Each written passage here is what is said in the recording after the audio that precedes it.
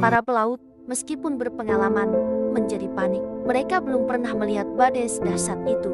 Mereka mulai membuang muatan kapal ke laut untuk meringankan beban, berseru kepada dewa-dewa mereka.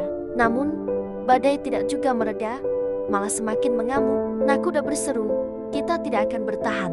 Para pelaut berunding, yakin badai ini bukan biasa. Ini pasti murka dewa atas seseorang di kapal. "Mari kita membuang undi," usul seorang pelaut. "Undi akan menunjukkan penyebab malapetaka ini." Usul disetujui. Nakoda menyadari ada satu orang yang tidak terlihat sejak badai dimulai. Ia pun turun ke ruang bawah dan menemukan Yunus yang masih tertidur nyenyak. "Bagaimana mungkin engkau tertidur sepulas ini?" bentak Nakoda sambil mengguncang tubuh Yunus. "Bangunlah, berserulah kepada Allahmu. Mungkin Allah itu akan mengindahkan kita, sehingga kita tidak binasa." Yunus tersentak bangun. Ia menyadari badai itu dikirim Tuhan untuknya. Yunus dibawa naik ke geladak, di mana para pelaut bersiap membuang undi. Di tengah gemuruh badai, mereka meletakkan batu-batu kecil ke dalam wadah. Setiap batu mewakili satu orang di dalam kapal. Nakoda mengocok wadah itu dan mengambil satu batu. Semua mata tertuju pada batu itu. Batu yang terambil adalah batu Yunus. Undi jatuh tepat padanya. Para pelaut tertegun. Mereka menatap Yunus dengan ketakutan dan rasa ingin tahu. "Katakan kepada kami, karena siapa malapetaka ini menimpa kita? Apa pekerjaanmu dan dari mana engkau datang?" Yunus menarik napas panjang. Ia tahu saatnya untuk berterus terang telah tiba. Ia tidak bisa lagi lari. "Aku seorang Ibrani," jawabnya, "dan aku takut akan Tuhan, Allah semesta langit, yang telah menjadikan lautan dan daratan." Para pelaut semakin ketakutan setelah mendengar pengakuan Yunus.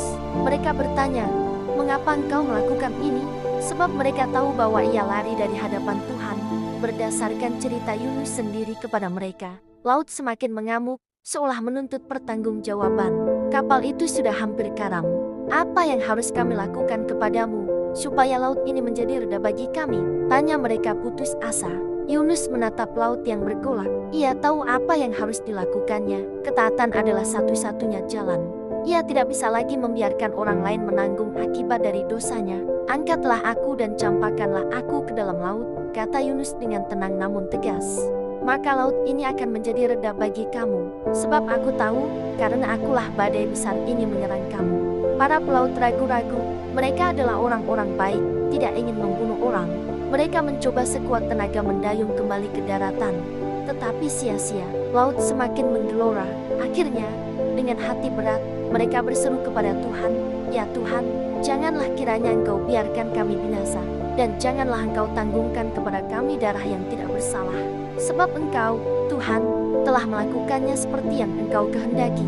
Maka mereka mengangkat Yunus dan mencampakkannya ke dalam laut. Dan keajaiban terjadi.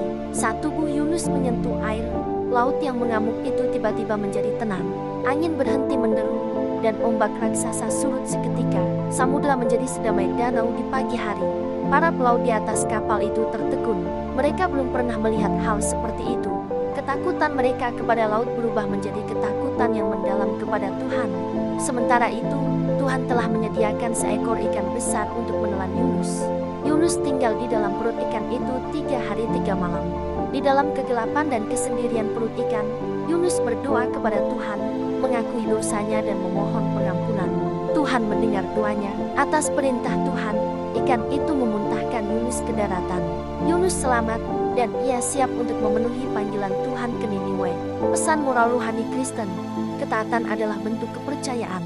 Pelarian hanya menunda rencana Tuhan. Dosa kita berdampak pada orang lain. Kegelapan adalah tempat pertobatan. Allah adalah Allah kesempatan kedua. Refleksi pribadi, jangan menunggu badai datang untuk menyadari bahwa kamu sedang berjalan ke arah yang salah. Beranilah melangkah ke Niniwemu hari ini, karena di pusat kehendak Tuhanlah tempat paling aman bagi jiwa kita.